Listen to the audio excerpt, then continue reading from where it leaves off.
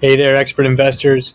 I wanted to review some really cool statistics here put together by our friends at Calvert Mortgage Group. We use them for private financing for flips very often.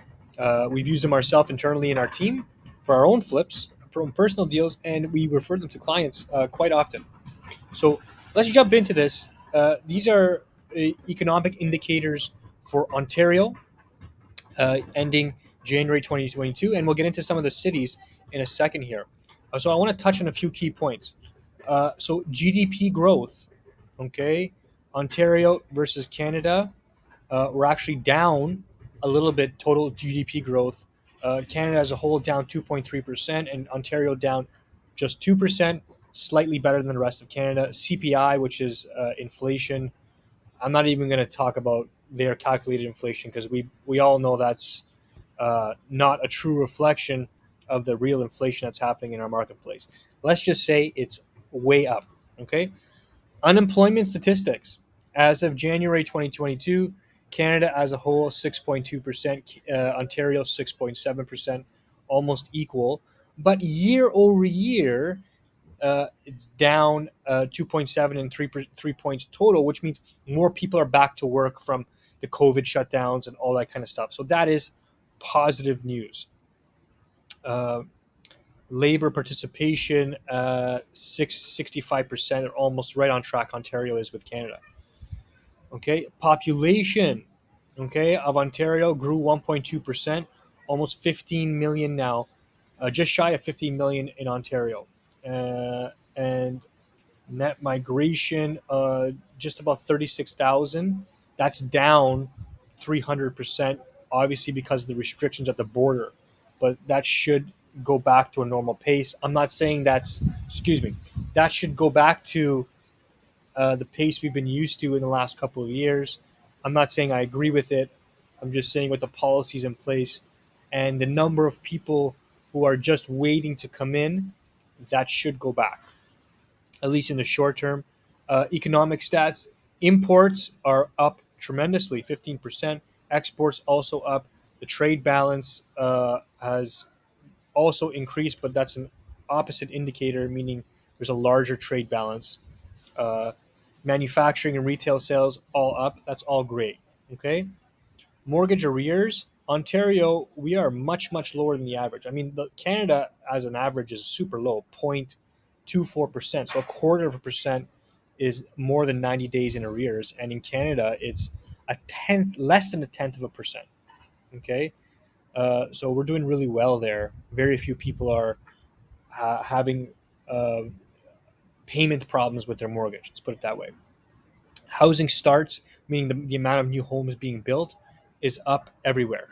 Okay, 13%, 13% again, and as a whole, number of completions up 30%.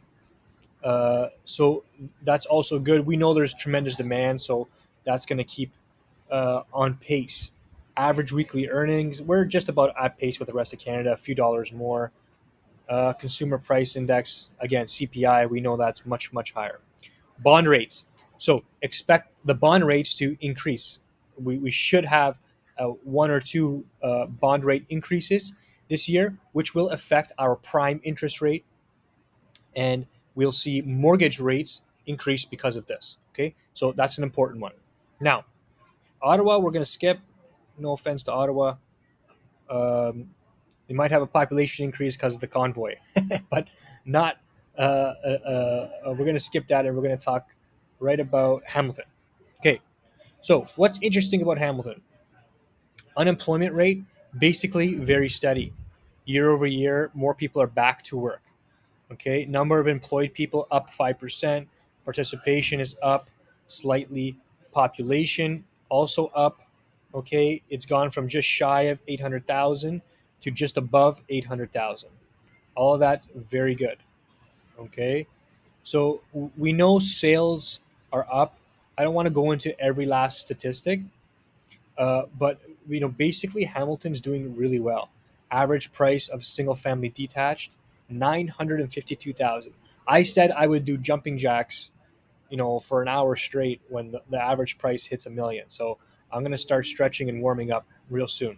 Okay, average price of a townhouse 750, average price of a condo 550. Now, if we're getting a nice single family home at 750, 800, you're way doing way better than the average market price. And if we can fix that, improve it, then go refinance, hitting that $1 million refinance value isn't that much of a stretch anymore, especially in Hamilton. And this is true in Kitchener also. The numbers are similar in Niagara, not quite 950, but close. But the margin is there to do the BRRRR or the value add investment or the duplex conversion. It's there and it's still working. Okay, just we're playing with bigger numbers. Okay, benchmarks. We're gonna skip that. Days on market. The average has stayed between that 20 and 30 days mark. Now we know some things sell in 2 hours and or a week, but the the average is still there. Number of months of inventory. This has decreased dramatically. Even last year we were at 1 month of inventory, and now we were at a half month of inventory. So inventory has been cut in half from last year. That's a tremendous, tremendous, tremendous indicator, and which would explain a lot of the uh, price surging we're seeing. There's just not enough inventory to meet the demand that there is in the marketplace. Okay, so very, very good statistics here. This is the kind of information I like to plug into myself, and I want you to know too, because it makes you sophisticated. We don't have to have an opinion about the market anymore. You can look at the stats and have an educated statistical overview. Okay, and it makes your conversation much more sophisticated. Um, the rest of this is just telling the same story. Kitchener Waterloo, unemployment rate right back to where it needs to be. Everything trending up, including the population, around 550 all the way up to 600,000 now. Okay, from 2019 to 2021. Okay, average price points. Look, 945. Townhome. I'm surprisingly a townhome a price is about $100,000 less on average. Interesting, and the condo price about 140,000 less, which is very interesting. But still on the single family home, still the value add opportunities are there.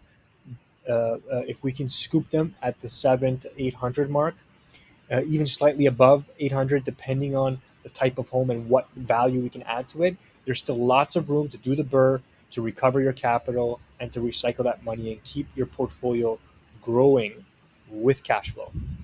Okay, days on market. Yikes, we're just above a half month, or excuse me, days on market just shy of 20 days. So Kitchener is good or bad depending on how you look at it. But they're tighter than Hamilton in terms of days on market and months of inventory. Yikes! In some classes here, like single detached is saying half month, but the row houses, the semis, and the condos less than a half month. You're talking about a quarter of a month of inventory, 10 days. That's crazy. That means that we'll take row houses or condo apartments. Condo, if there are no new listings of condos in Kitchener, Waterloo, for 10 days, there will be no more listings left. That's what 10 days of inventory means.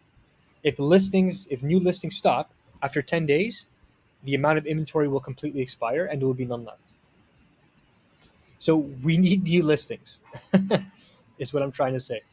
Number of sales by price range. This is all good stuff. So uh, this is a great statistical overview. We'll continue to do these. Again, I want to give credit to Calvert for putting this all together. Fantastic. And I plug into this and some of the MLS data also very often. But this is a great summary. Watch this video, watch it again. Your strategy in the marketplace, time it, and use this data to set your strategy, and it will work. Just time and effort is the only formula we need from you. Okay, subscribe to the channel. We'll do lots more of this. If you need a solid uh, uh, representation out there. That's what we do. All we do is work with investors. Okay, I have a team of 6 realtors plus myself out there working hard every day to help investors acquire properties, but we do it from a strategic perspective. Every time I meet a new investor, we're talking strategy, we're talking goals.